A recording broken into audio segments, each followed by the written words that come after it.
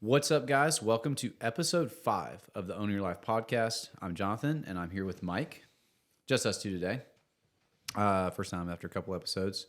Good to see you guys today. We're going to talk about the phrase is coaching the positive, but really, I mean, we were talking about topics to do, and what we say and how we say it is really it's just really pivotal. We talked about it when we talked about the DILT pyramid. Logical levels of change. There's just a lot that goes on with words when they're spoken. And when I say spoken, not just out loud, but like repeated internally. We have a bunch of examples we're going to run through. Before we get into like the details of what coaching the positive is, I mean, any thoughts before we get started, Mike?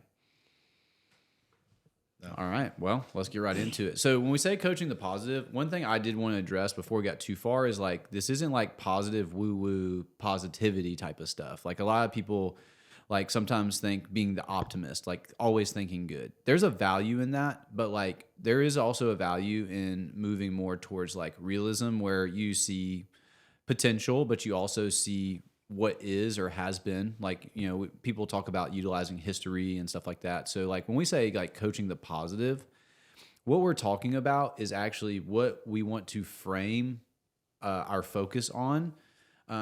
That's going to more directly lead to our success. And this can go into like many different avenues, but I just want to clarify, like, it's not just like walking around, like always trying to like be positive or say positive things or have positive affirmations. It's actually like how we frame what we're doing or our efforts, or like if we're trying to change something or trying to approach a problem, like choosing, we could even call it choosing the positive, but coaching the positive, like this idea is so much more than just like an emotion of positivity.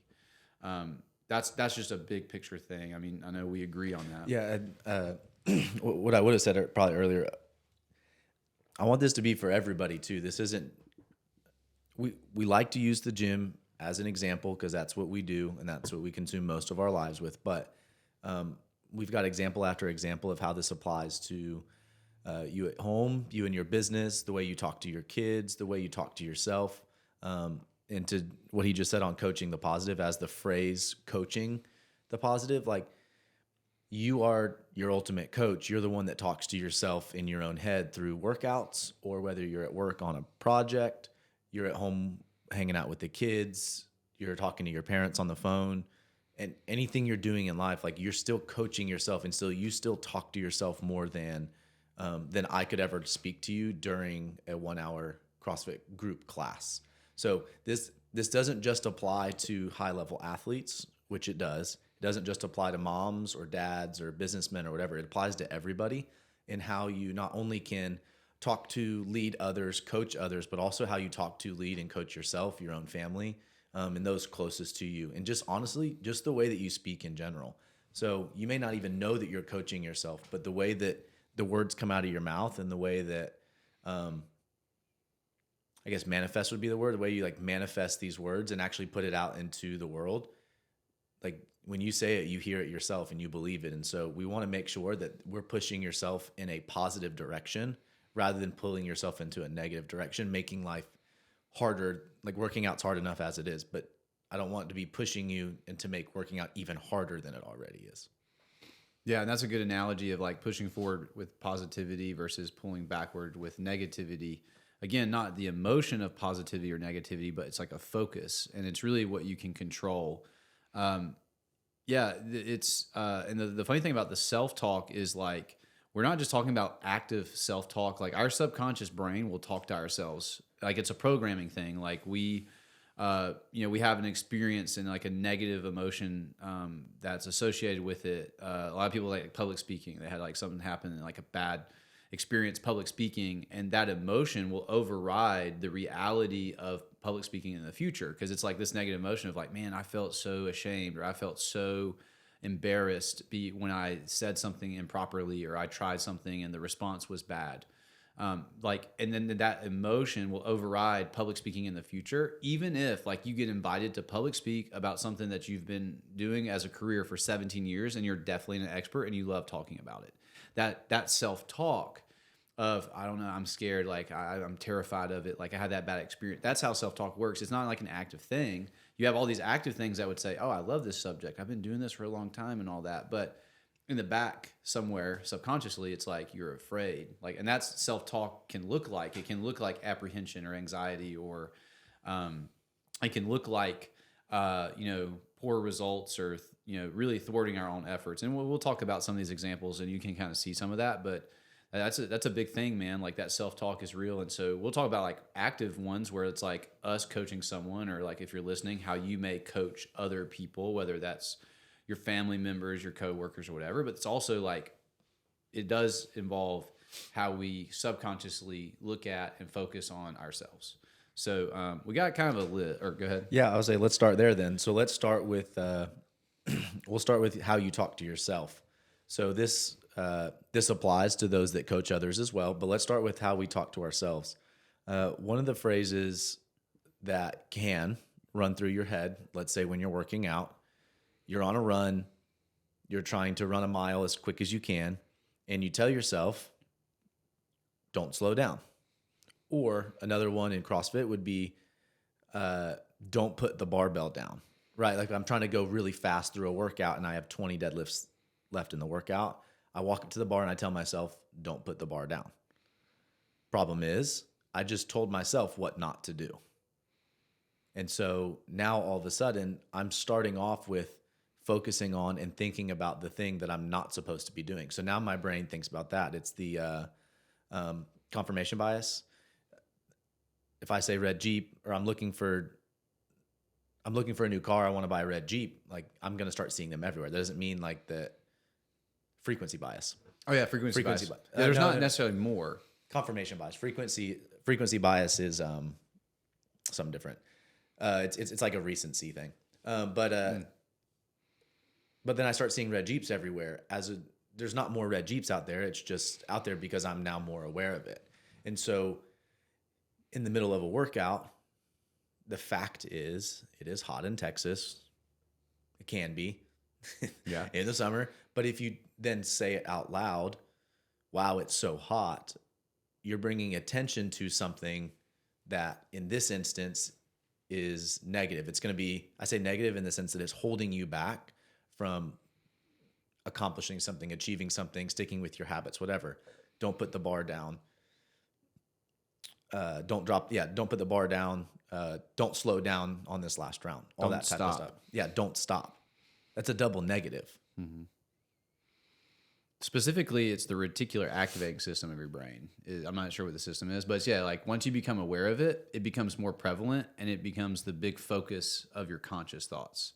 So like when you're stuck in an activity and it's like, well, don't put the bar down, where now you're like, well, don't put the bar down.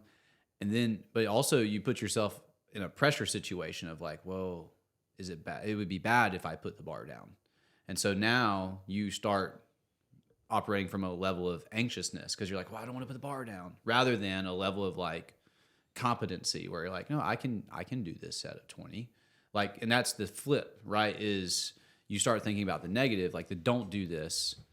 You start thinking about, you actually like, you almost ignore the negative word and you just think about the thing. So when someone says, don't drop the bar, you're like, drop the bar. No, don't drop the bar. Like it's now the thing even is on your mind. So like a lot of people will say that to other people and say, hey, don't do this. And it's like, you're creating. Don't put it down. Yeah. Don't put it down. Yeah. Don't put it down. Don't put it down. Yeah. Just tell you, don't do that, and what's happening though is like, they may not have even been thinking about it, but now the actual concept of dropping the bar is on their mind, and our brains latch on to thoughts. And so like, if you're going to latch onto a thought, like imagine you hear that, and even though you hear the don't do it, now you're in an avoidance or a scarcity mentality. But the phrase that's on your mind is drop the bar. It might not have been in your brain, but all of a sudden you're thinking about it, right?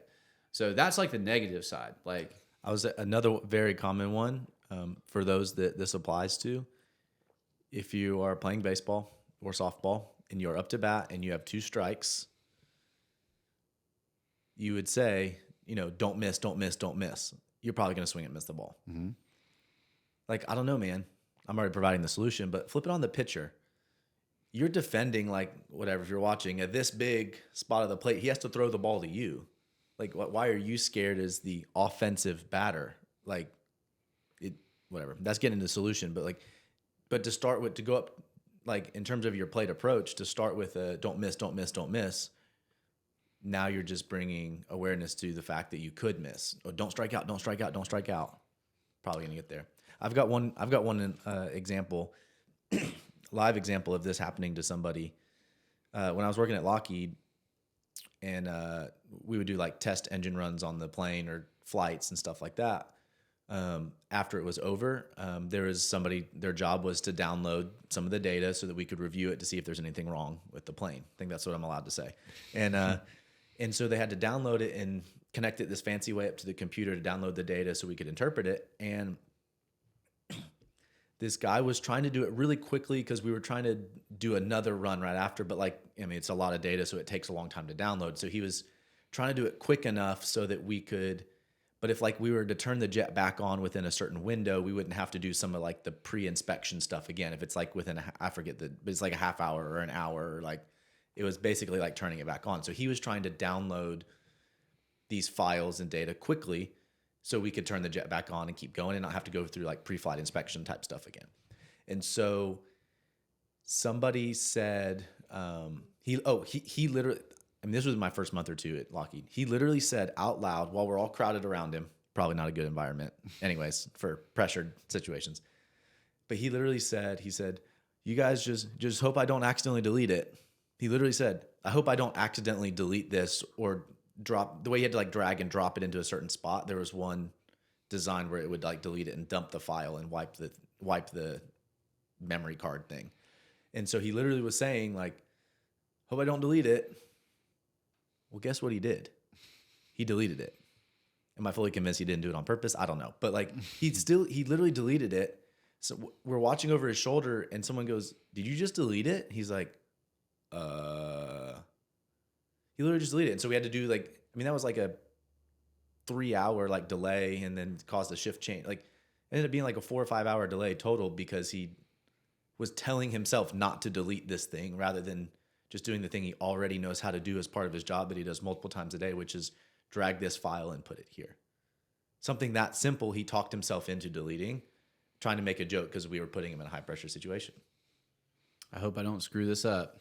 You know, Yeah. like, but here's the thing though, like, just humans in general, we would rather avoid pain, you know? So it's like, there's a biological piece of it, but you can see how a lot of things that we try to grow and develop as humans, like they do involve a little bit of what may be perceived as like risk or discomfort, but that doesn't make it a negative thing, right? And if we keep drawing these negative things out, like the funny thing is we end up taking the negative actions anyway. So like, for example, like the don't drop the bar thing or don't stop, like if we're always in a context of, you know, restriction and like, you know, don't do like negation, like we also don't perform our best because what's happening is you're trying not to fail or not to screw up. And so like you won't even know this, but you'll subconsciously start changing your behavior. Like we see this on the pickleball court, but it's like when you're playing to win versus playing to not lose, it's like it's a big deal. Like it's a totally different way of playing.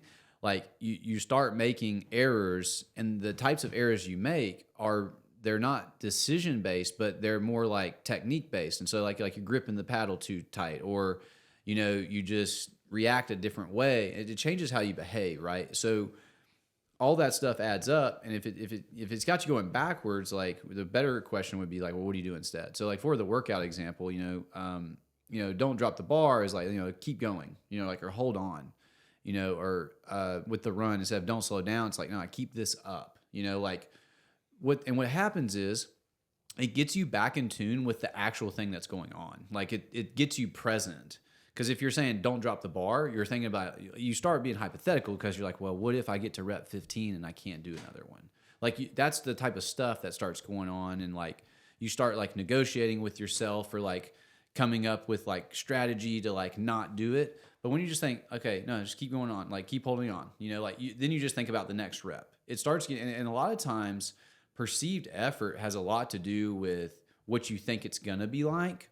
And so if your perceived effort is extremely high, like when you're working out and you're like, man, this is really hard, because it's like you're like being difficult, you're less likely to do it. But if you get present and come back and be like, oh, just keep hanging on, do one more, like you start getting present, you usually actually will outperform whatever it is when you're trying not to do something, And like the baseball example is great, because I played baseball for a few years, and I remember the batting coach that I had.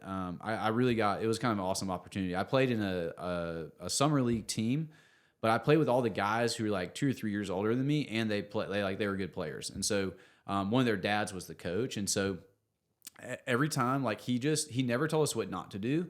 And I realize this now, but like what he would always tell us to do, like, is always swing away. Like that was the call. Like if you're gonna like go for it, he just like swing away. Like we had a hand signal for it. But when we would do batting practice, he would be like, hit the ball. Like he didn't care. Like whenever we were doing batting practice, his aim was like, hey, hit the ball, hit the ball, hit the ball. He would just tell us. And then like afterwards we'd debrief, and he'd be like, well, hey, like, did you miss some? Yeah, cool. Yeah, but what were you focused on? Like the ball. Like, like that's the idea, is like getting more focused on that. So, in the workout, like don't slow down. Don't like what are you actually trying to do? Like, what are you actually trying to achieve? Focus on that. That's the flip. The other workout phrasing that we hear often is somebody talking either about themselves or the workout, but really it's probably an insecurity most likely, but they're like, man, this workout sucks. Or they'll be like, oh, wow, I'm bad at running. And so what that does is now when you do a running workout, or it is hot, like hot is a challenging thing. Like that is a challenging thing that we're just approaching. And that's top of mind for us right now, approaching summer here in Texas.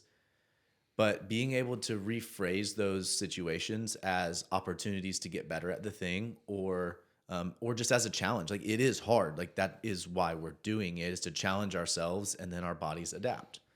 And so part of that is making sure your mind can adapt as well. But if you go into every running workout or burpees, or maybe you don't like lifting a heavy bar, or you don't have a pull-up yet, like if you go into that workout saying, wow, this workout sucks, or I'm not going to be good at this workout, or I'm not good at pull-ups, then that's what you're telling your body. That's what you're telling your brain. That's what's going through you, is I'm not going to perform well today or do well today. It actually eliminates your ability to improve and adapt and to overcome, as opposed to saying, man, this was a challenging workout for me today.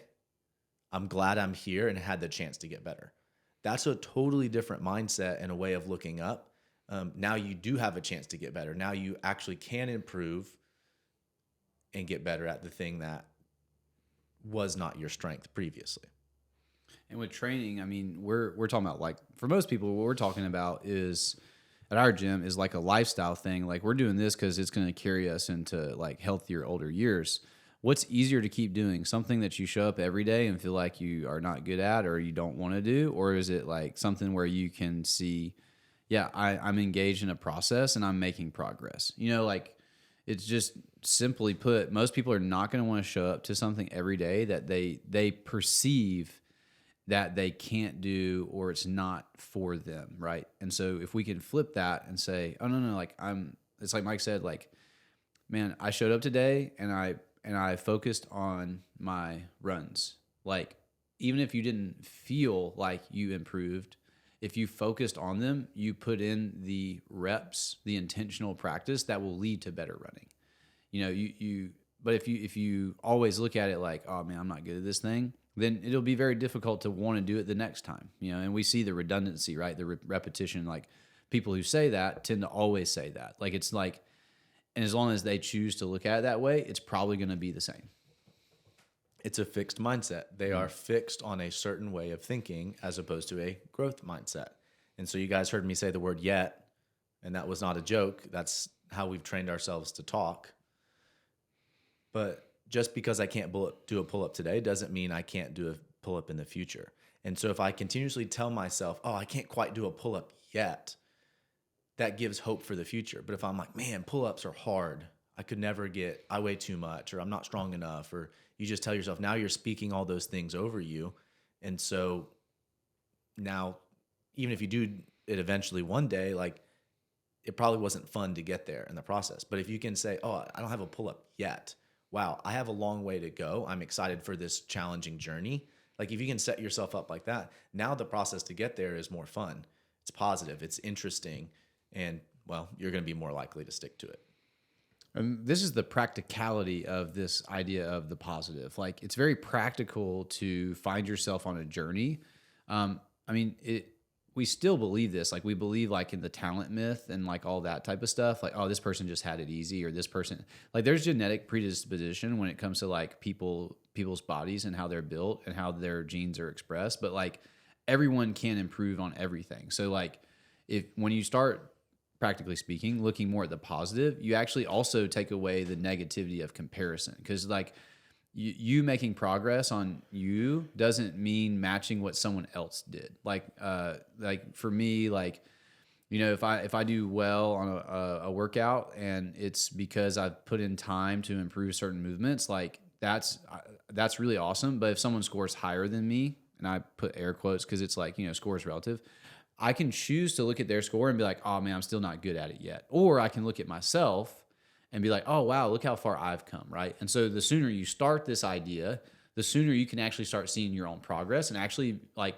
really see the multiple ways. That's the cool thing about CrossFit. There's a lot of ways like you can see yourself progressing. But as long as you're focused on the negative and how you're not good, you're usually also focused on comparing yourself to like other people and other standards that like, I mean, if we're realistic, like we talked about earlier, like, you know, we're all entering this fitness game at different points with different backgrounds and different things. And so like, yeah, some people are going to be, you know, like if we're talking about like on a metric base, like better at certain things or others, but that doesn't mean like someone else is better than you, like as a person. Like it's really about us growing and developing and like, it's about the potential and the actualization of that potential. So it's not like, oh, I wish I started 10 years ago. It's like, well, that doesn't matter. It's about the potential of the next 10 years.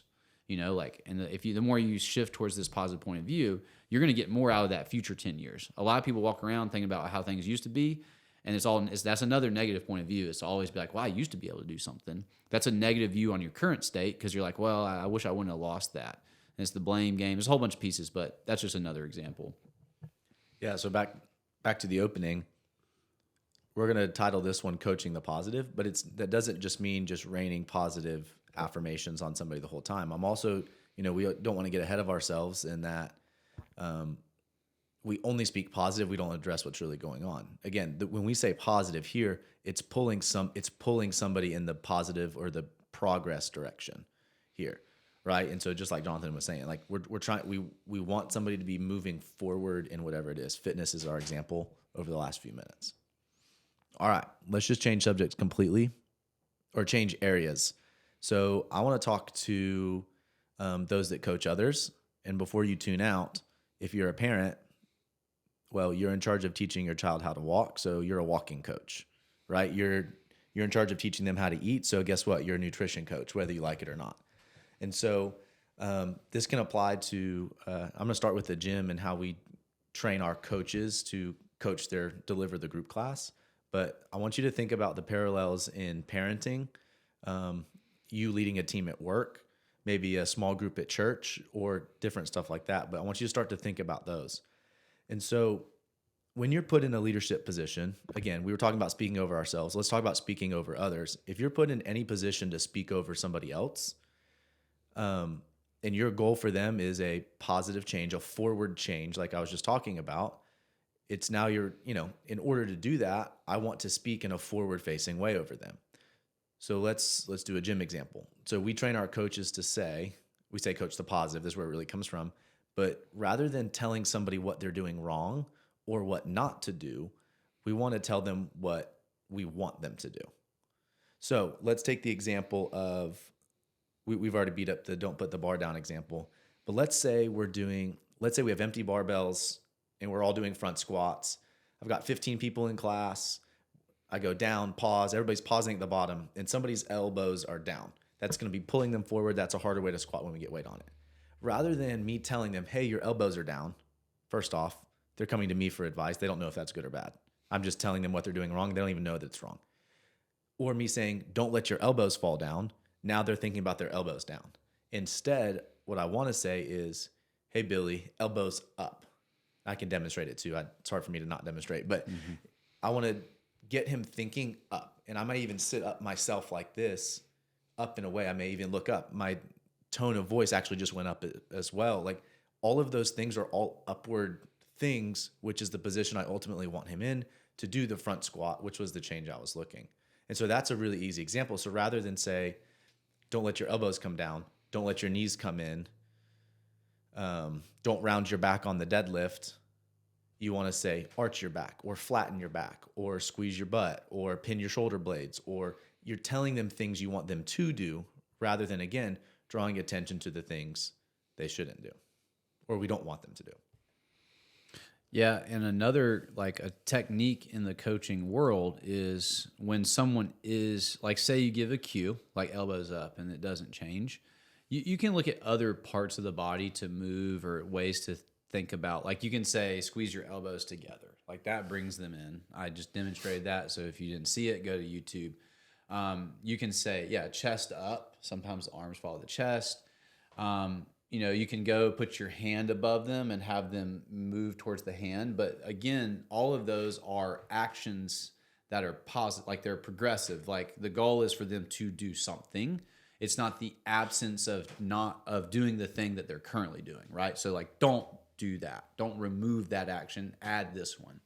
So one of the ways that you can take what they're doing improperly and coach them how to do it properly is like, hey, we're doing this, let's do this. But even in that, it's like you're affirming, hey, this is what's going on.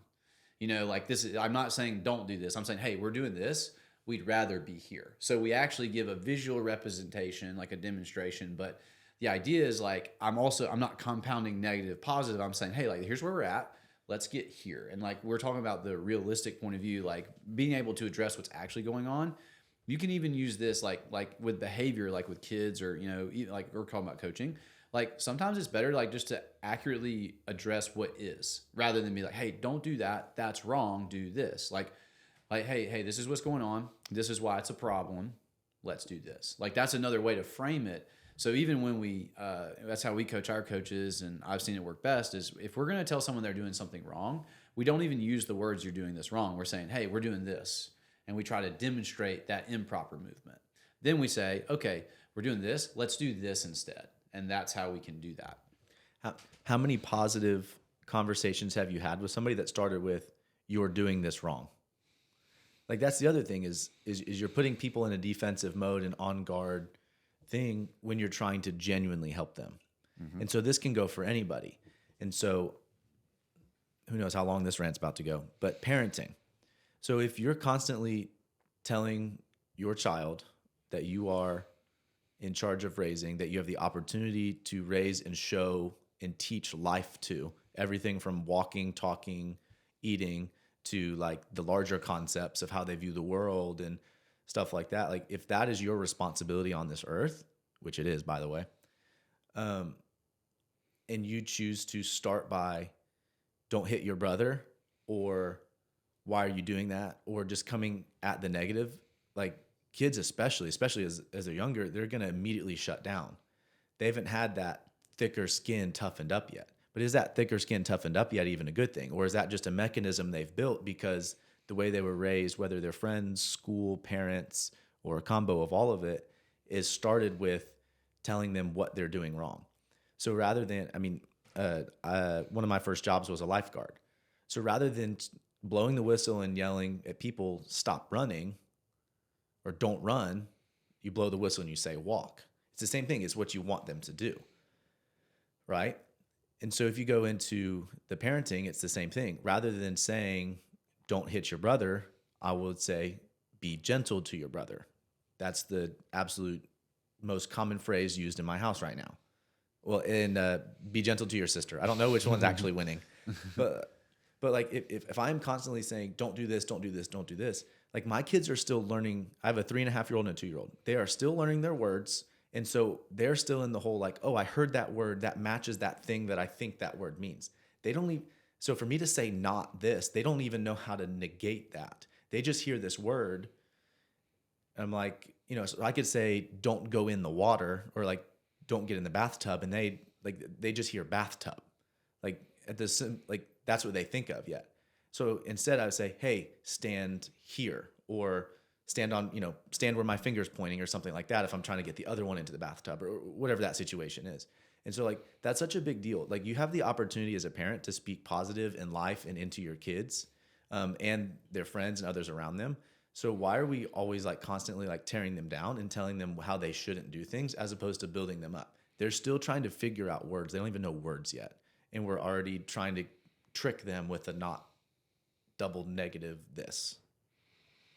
Yeah, and the thing about children is, there's physical maturity, but there's emotional maturity. And kids, as they're learning words, a lot of it's also association with emotion, like what words are said and the emotions that they experience. And so like for me, like I don't raise my voice to my daughter. There's only one instance I'll ever do it. I've had to do it once or twice.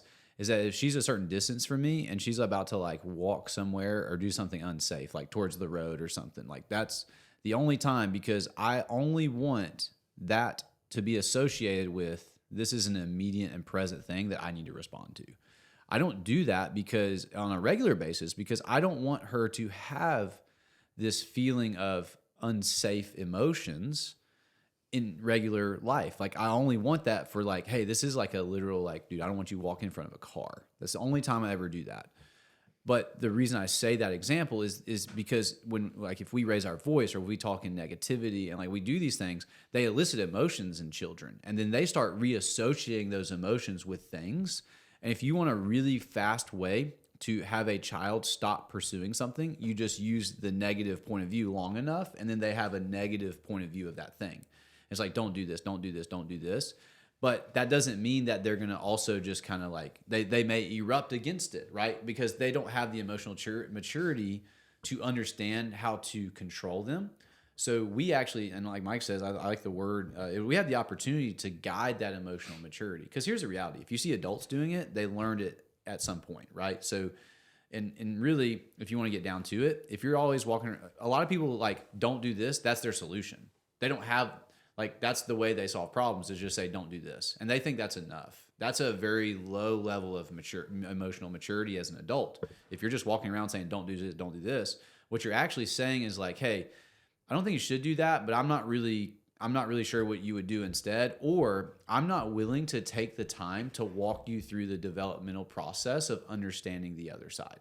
Like that's actually probably, we talk about this a lot, Mike and I, about the kid thing, because, we have different backgrounds and upbringings, some similarities, some differences, but just as we've gotten older, we're kind of like, like kids are like, they're just kids, dude. Like they don't know, but we do have the responsibility to guide them and raise them. And so like, what's actually going to work? And like, this is a big one for us, is like, you just walking around telling your kid what not to do. They're trying to do something. And like, if we're talking about the negative versus the positive, if we have them give them something to do, they're way more willing to do it. It's actually easier long-term when you do it that way. Like if you really want an easy long-term outcome, is you teach a child how to behave properly by giving them the things to do. Does it take time and work? Yes. It doesn't work the first time you do it, but it's a choice to actually focus on the positive rather than just be like, don't do that, and then just expect a child to like understand that right away. Same subject. Another one. This one really gets me when other people do it. And this isn't just, I feel like I'll say my parents or grandparents, like that generation seems to do it a lot, but that's not saying that it's a generational thing. It just seems to be more common. Actually, I don't know. I'm going to take that back. I see it a ton of places. I really do see it a ton of places. And kids are walking. They're learning how to walk for the first time. They've only been practicing for a year or two or three or whatever. And they trip over a bump in the sidewalk and they fall on the ground. What do you say? Most people come rushing up. Oh no, are you okay? Or something of that sense. They freak out rather than, or did you fall? Or whatever, did you skin your knee? And it's asking that, right? Like these are all going straight for the negative.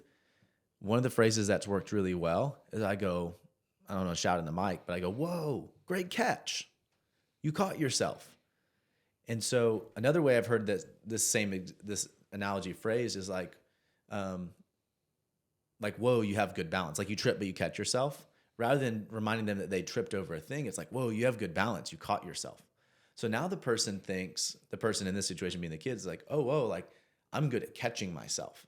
I'm good at balance. That's something I've gotten better at. I'm hearing that more often. And so now they have something to look forward to, which is catching themselves in balance as opposed to falling all the time. And all of a sudden you just eliminated the fact that your kid is crying as well, right? Because now they're not stuck. We talked about emotion. They're not stuck emotionally in this negative thing.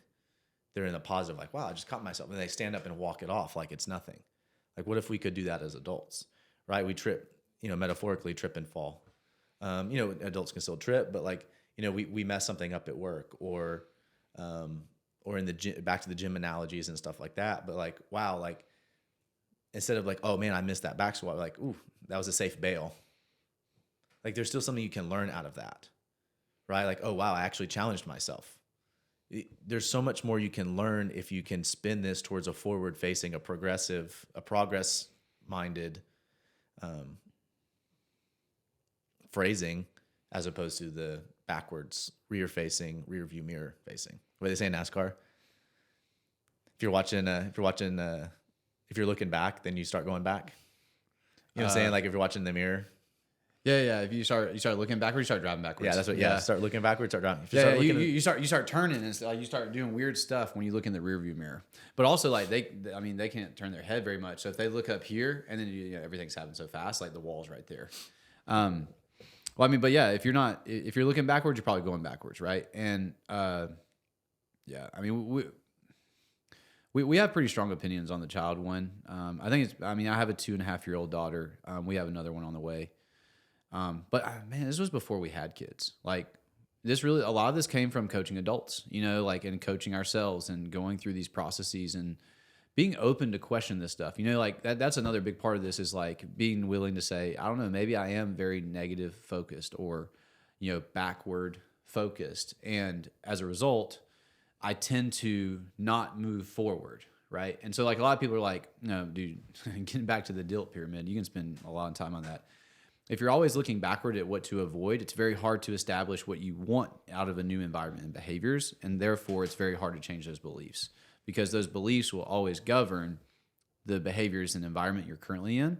And so an environment of avoidance. Okay, so the child example, the reason I like this one, for the same reasons you said, but the other thing that I think is interesting is like, so if they trip, like we're reinforcing that tripping is bad, which in fact, tripping is a part of learning how to walk, how to run, how to move laterally, how to do these other things. And so like, if we want a child to get on the field and play a sport, why are we conditioning them when they're first learning how to walk that tripping is bad?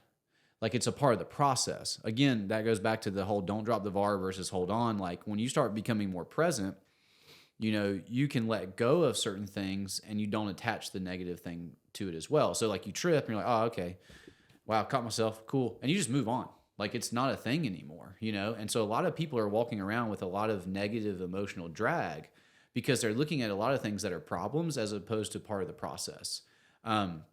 This is a big one we see in the gym is like someone hasn't worked out for 14 years. They start working out and they're like, man, my knees are kind of aching. Maybe this is the wrong type of training. And it's like, no. Like you're actually in the right process. Your tendons and ligaments need to be loaded just like your musculature because everybody understands you got to load musculature to grow it. Well, a lot of people don't know is you have to load your tendons and ligaments to make them more robust and strength. We know that about bones. You have to load bones to increase bone density. So, but if you really look at it, like if you look backwards, you're like, hey, 14 years, you didn't do anything. You didn't really use your knees under any type of load. It's no surprise that they're a little bit achy, but the achy isn't a problem. But a lot of people say, oh, my knees ache, that's a problem. I have bad knees. Like think about all these phrases and that focus of avoiding that thing. And it's actually not even a problem. It's just part of the process. And so as long as you understand the process and the boundaries, which hire a coach because they will pay attention to that stuff and help you modify and make sure you can keep moving. Like that's how your knees actually get better. So you can walk around thinking, oh man, my knees ache. And that's your hesitancy.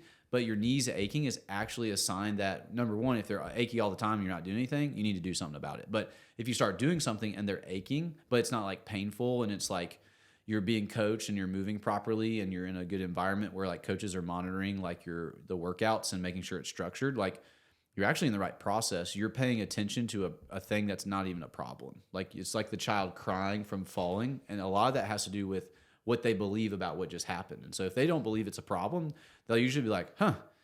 Like I see Ellie do this all the time. Like she'll fall and I'm like, whoa. And she'll be like, yeah. And then just gets up and keeps going. And I'm like, okay, cool. I struggle with that a lot at first because like, I've never had a kid. I have a daughter. So like, and I don't know why I do this either, but sometimes I like want to be a little more gentle with her because she's a girl. But like, dude, she's kind of tough, man. But a part of that is also my perception of her toughness and me being willing to be like, oh, like she's probably cool.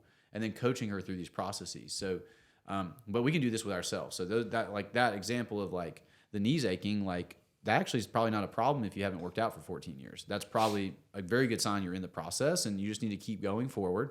You don't push through pain, but you accept that, yeah, my knees are in progress right now. I got another subject switch. Try to speak to everybody here. All right, so let's talk to, I'm going to say business owners, but this can directly apply to whoever manages money in your own household as well. That's kind of a business of a family and whoever manages budget, finance, and all that within your family. And then certainly those that are directly involved in businesses, small businesses, big businesses, depending where you fit in that sense. So we said it earlier, but we talked about like the fixed versus growth mindset. And I think that's what really this is all the way underneath. This is just one of the aspects of it or one of the things we can do to combat. See, combat, right? That was offensive. That's one of the things we can do to combat the fixed mindset rather than me saying to not have a fixed mindset. So this is one of the things that we can do to combat the fixed mindset and move into a growth mindset.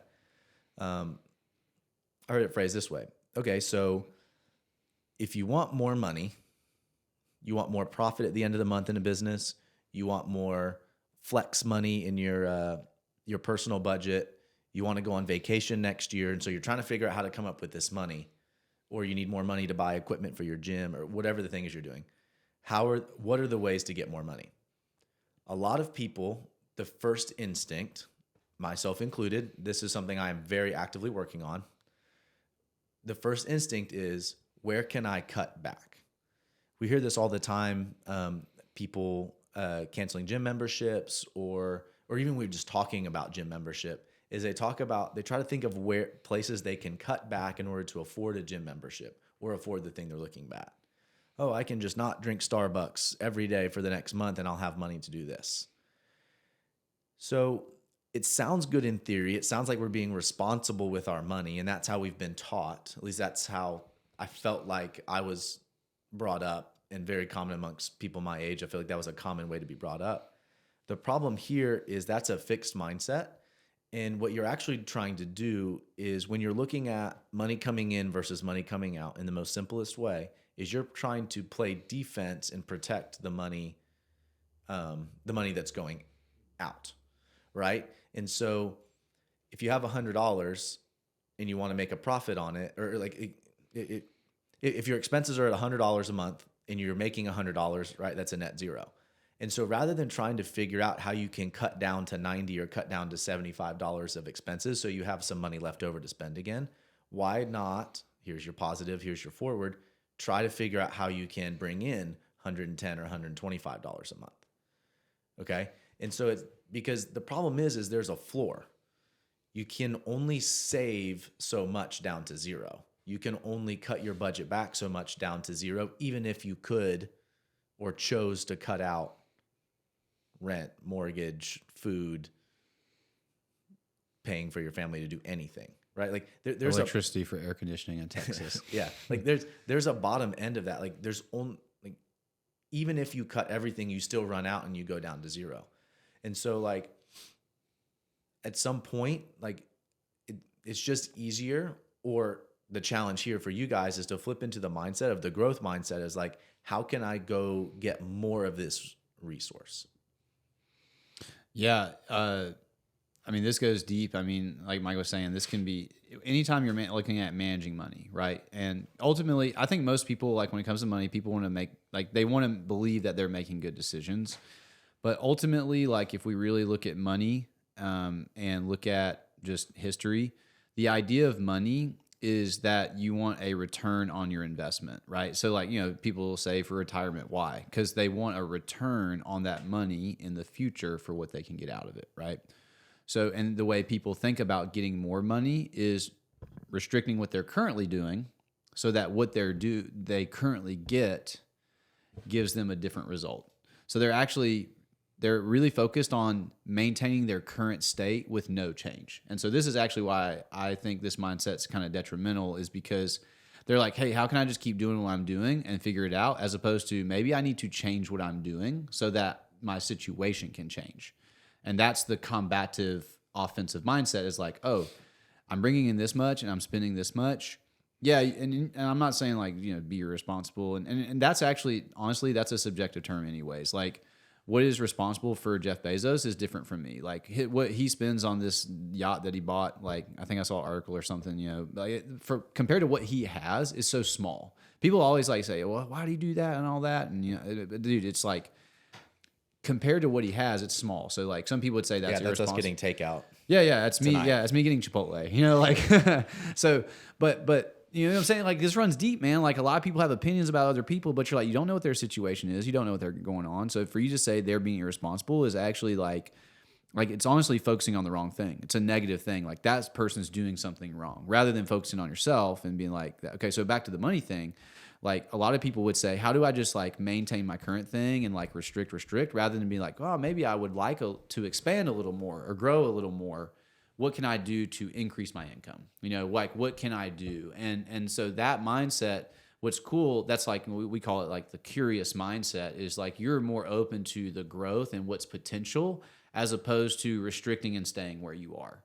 And that's, it's all the stuff we're talking about, right? The fix versus the growth. But like money is just this funny thing that all of a sudden people are like, oh, I don't, I make enough. Like I don't want to be greedy. It's like, money is about an exchange of value in the marketplace. And so it's like whatever you do and whatever it's valued at, that's what money is exchanged for. So like if I want Chipotle and they raise the price by $1, but I'm really hungry and I need it right now, I'll pay that extra $1 because I went there because they're providing a certain type of food cooked a certain type of way, and I give them something so that I can have it right now. Just ask Esau how much one meal is worth. Oh Lord, yeah, dude. If you don't know, go read about Jacob and Esau in the Bible. It's in the beginning.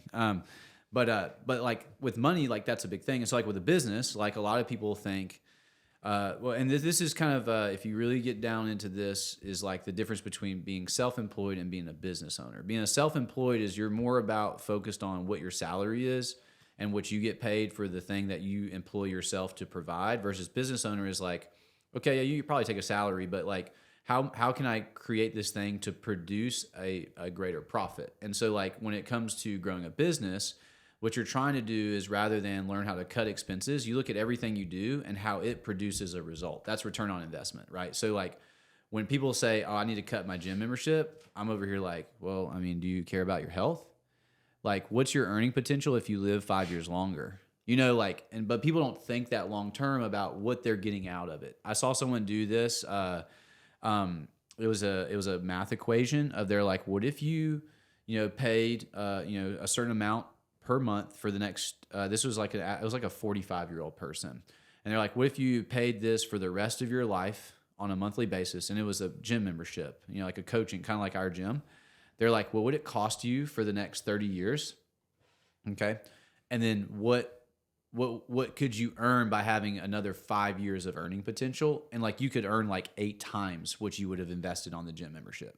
So you get a 8x return on the money you put in. You can't even get that in the stock market, dude. Like but people don't think about money like that. So when you look at your personal budget, rather than saying, oh, how can I cut expenses? You're actually also taking away the future value of what you're taking the money away from, rather than being like, how could I potentially earn or structure my life in a way to produce more value so I earn more, so that I can maintain and have these things that are going to give me better quality of life. There are seasons or times where it is worth to review your budget. Mm-hmm. But if, I do think it would be smart, personal opinion on what's smart, to run through the bank statement every once in a while and look at what money is going out to make sure that's how you want it to be spent. That's your desire, right? You might realize you have a subscription you forgot to cancel or something. But that's a review every once in a while. That's not a daily way that we live our lives of holding with closed fists. And that's the difference here. So this isn't a 100 or 0 thing. This is, I don't know, I'll just make up the 80-20 because that rule applies just absolutely everywhere. But this is that's how we want to start. We want our default to be, I'm looking forward with my training, my fitness, my health, my money, my business, or whatever that is. But I want to be looking forward with it rather than always every solution is how can I hold tighter onto what I do have, right? And not intending to go down this tangent, but how many people want to try to hold on to what fitness, in air quotes, they do have by not training?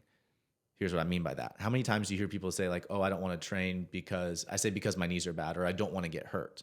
So you're risking yourself and probably guaranteeing, in my opinion, living a much shorter and way less fulfilled life because you weren't willing to try and train and actually push yourself positive.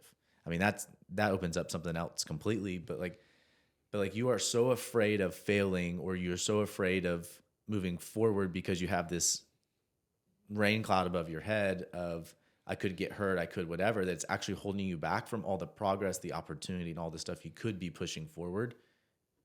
Make that analogy across any area of your life. And really, like I was saying earlier, money is about an exchange of value. It's like, are you not worth investing in? Because if you really get down to it, like the things you'll cut expense, you don't find value in.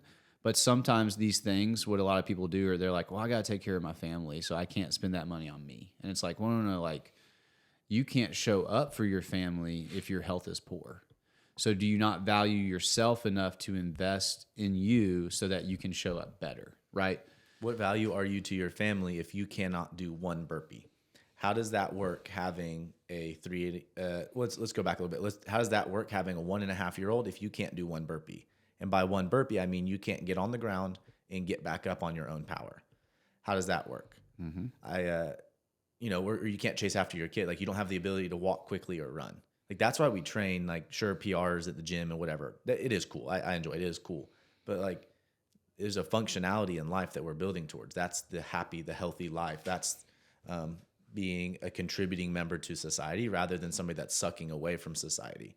Let's not even say society. Let's talk about your family and the nursing home and your, family taking care of you. Like, how much cooler would it be if, I'll say grandfather for myself, like, how much cooler would it be as if I'm the grandfather that on my own can show up to my grandkids, little league games or dance recitals or school plays, or I can come over on my own, and I'm not as opposed to the grandfather that just sits in that one chair all the time and doesn't get up, can't get on the floor to play games with the great grandkids and all that.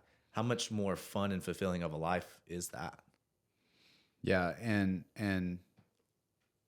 I mean, you can't put a number on that. I mean, it's as simple as like, okay, you go watch your kid play baseball, or your grandkid play baseball, but what if you could play with them? Like, what if you could live the experience with them rather than just watching them do it on their own? Like, at the end of the day, like, all these studies of like when people get there in their life, like, what are the things that they wish they would have done? Usually it's like they wish they would have taken care of themselves better so that they could, be in a little bit better position. And I've never met anybody who's in their 70s and fit. Dude, Harry.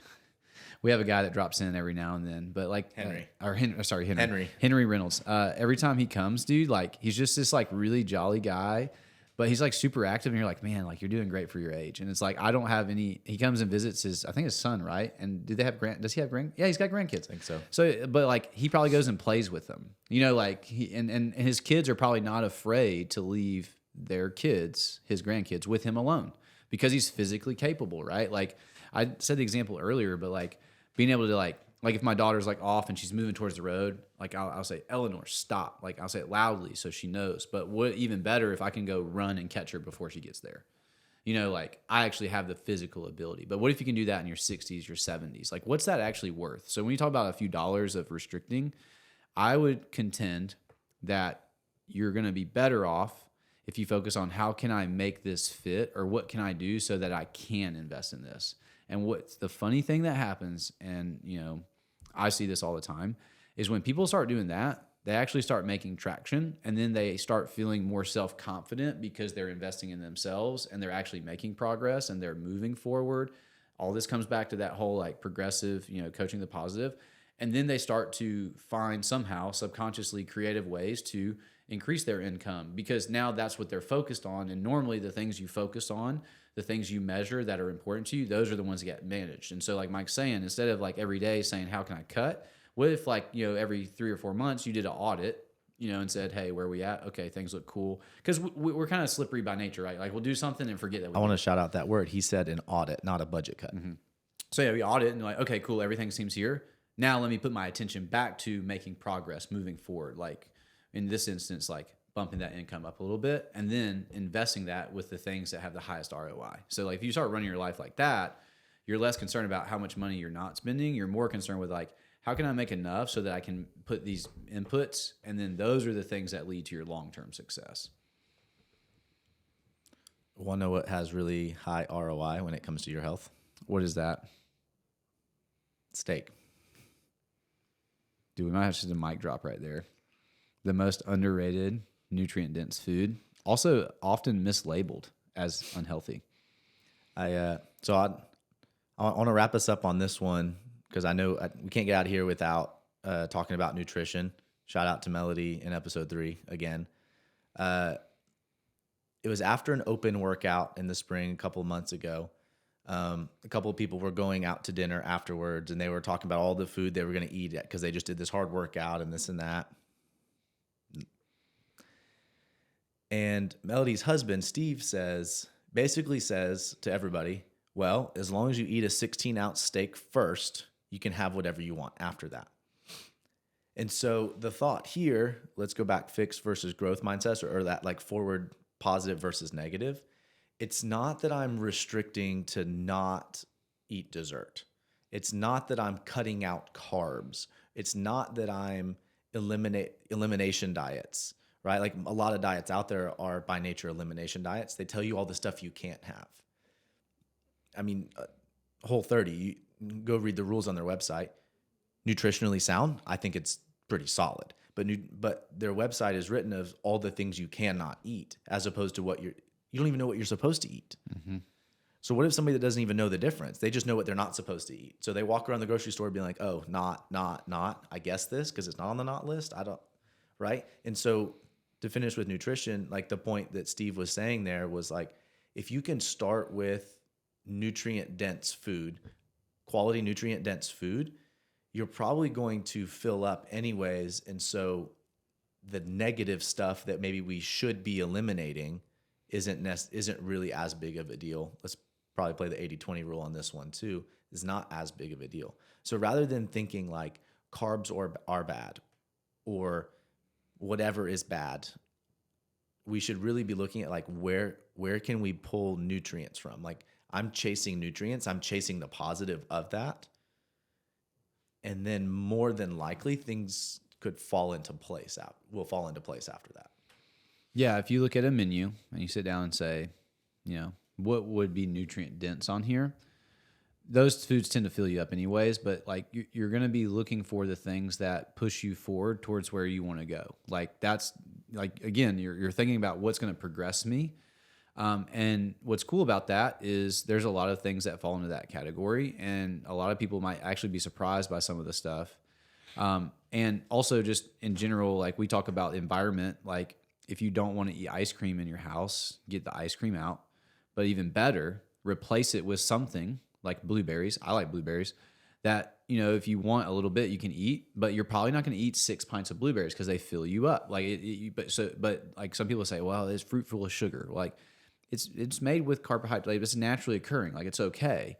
Like a lot of people think, oh, that has sugar in it. It's like, no, like it will rot. Like it's a real food and it has like a lot of micronutrients in it. So by replacing it, now you have an option of like, oh, I can eat blueberries. And like we see this all the time, dude. When people are like they'll say it like because they're like trying to catch us in a trap. They're like, well, what about strawberries? Where I'm like, dude, you can eat as many strawberries as you want. And they're like, oh, I thought they're bad for you. And I'm like, no, actually, you're probably pretty good. I mean, don't eat strawberries for the only thing that you eat for 5 meals a day. And most people, this is the way nutrient dense foods are. You might not want to do that. Like you'll eat them for one meal and that's enough.